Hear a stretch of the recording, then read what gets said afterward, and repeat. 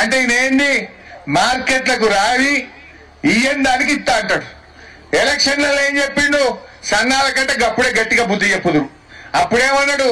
అన్ని పంటలకు బోనస్ ఇస్తా, వడ్లకు ఇస్తా, మక్కలకు ఇస్తా, కందులకు ఇస్తా, పెసర్లకు ఇస్తా, పత్తికి ఇస్తా, అన్ని పంటలకు బోనస్ అన్నాడు.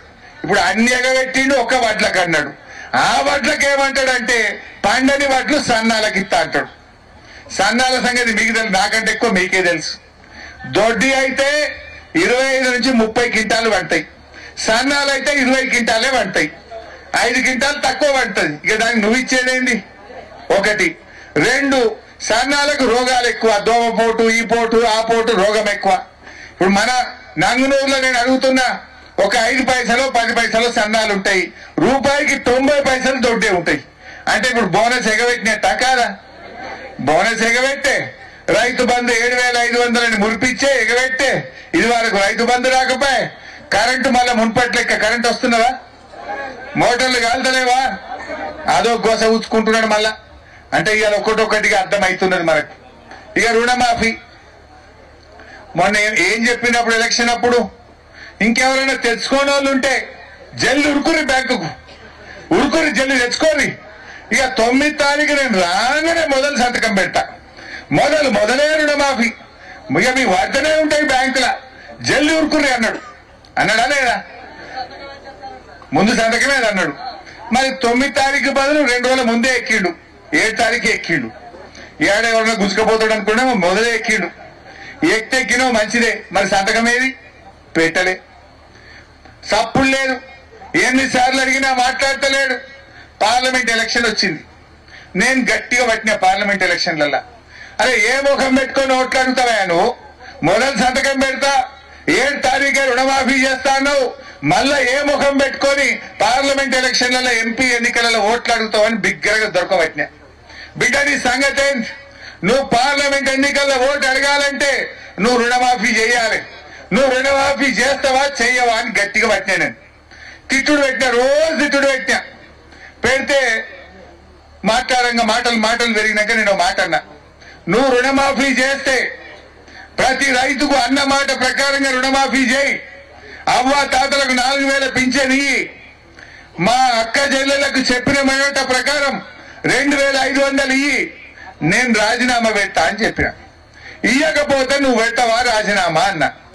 నేనేమన్నా, నా ఒక్కనికి ఎమ్మెల్యే పదవి కంటే మా అక్క చెల్లెలకు నెలకు 2,500 వస్తే నాకు సంతోషం.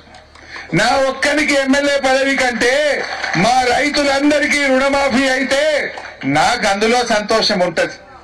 నా ఒక్కరికి ఎమ్మెల్యే పదవి కంటే మా ముసలాళ్ళ కేసీఆర్ 200 ఉంటే 2,000 చేసిండు, నువ్వు 4,000 చేయరా బిడ్డ, అవ్వ తాతలకు 4,000 వస్తే నాకు సంతోషం, నేను అవన్నీ వస్తే నేను వదిలిపెట్టే ఎమ్మెల్యే అని చెప్పిన. నువ్వు విడిచిపెట్టావా చేయకపోతే అన్న. సవాల్ తయారన్నాడు, మంచిదన్నాడు, ఓకే అన్నాడు. మరి ఏం చేసిండు? 15 ఆగస్టు వరకు ఎంతమందికి చేసిండ్రో మీకు తెలిసింది. చేస్తకి ఇంతమంది వస్తారా? అగిరికి ఒక్క నంగునూరు మండలికి ఇంతమంది వస్తారా? మీరే ఆలోచించండి. మొదలేమో 49,000 కోట్లు మాఫీ చేస్తామన్నారు, తర్వాత 31,000 అన్నారు. చేసింది ఎంత అంటే 17,000. 49కి వెళ్ళి 31 వచ్చింది, 31కి వెళ్ళి 17,000 కోట్లకు వచ్చింది. నేను నంగునూరులో లెక్కలు నీపించిన, అసలు ఎంతమందికి అయిందే మా నంగునూరులో అన్న. ఈ నంగునూరులో దాదాపు 11,000 మంది రైతులు అప్పు తెచ్చుకున్నారు. అయింది ఎంతమందికి అంటే 5,102 మందికి అయింది. అయినోళ్ళు తక్కువ, కానోళ్ళు ఎక్కువ. మరి ఉల్టా ఏమంటాడు? హరీష్ రావు ఆడ నిద్రపోతున్నావు, ఇంకెప్పుడు రాజీనామా చేస్తావు అన్నాడు. నేను ఆడ నిద్రపోతున్నా, నీ గుండెల్లో నిద్రపోతున్నా బిడ్డ, నిన్ను నిద్రపోనియా. మొత్తం మందికి రుణమాఫీ అయ్యేదాకా నేను ఇడిచిపెట్ట రేవంత్ రెడ్డి, నీ గుండెల్లో నిద్రపోతా అని నేను చెప్పిన. మరి అయిందా మొత్తం? నిజానికి ఆయన ఆటనమందం ఎందుకైంది? నేను గట్టిగా ఎంబడ పడితే భయానికో భక్తికో ఇజ్జత్కో ఆ పార్లమెంట్ ఎలక్షన్ పుణ్యమని ఓ సగం అంతా చేసిండు, ఇంకా సగం అంతా మిగిలింది. ఇప్పుడు ఇడిచిపెట్టనా? ఈ మీటింగ్ ఎందుకు పెట్టినా? ఆయనతో అయ్యేదాకా ఆయనకు నిలవాలి.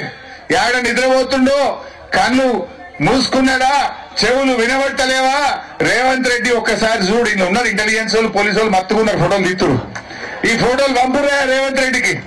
ఇగో ఇంతమందికి ఒక్కరికి నేను ఛాయ్ పోయలే, ఆటో పెట్టలే, ఏవోల సొంతం వాళ్ళు వచ్చింది, ఇంతమంది వచ్చింది. వీళ్ళందరూ కూడా రుణమాఫీ కాలేదని వచ్చింది. రాండ్రి రేపు మనం మాట్లాడుకుందాం రుణమాఫీ కానోళ్ళంటే వేల సంఖ్యలో నంగునూరు మండల రైతులు వచ్చింది ఈరోజు. అంటే ఇంతమంది రైతులకు ఇంకా రుణమాఫీ కాలే. హైదరాబాద్ లో కూర్చొని ఏదో పెద్ద పెద్ద మాటలు మాట్లాడుతున్నారు. ఏం చేసిండు ఆయన? ఎన్ని మాటలు ఇచ్చిండు? రైతు బంధు ఎగబెట్టే,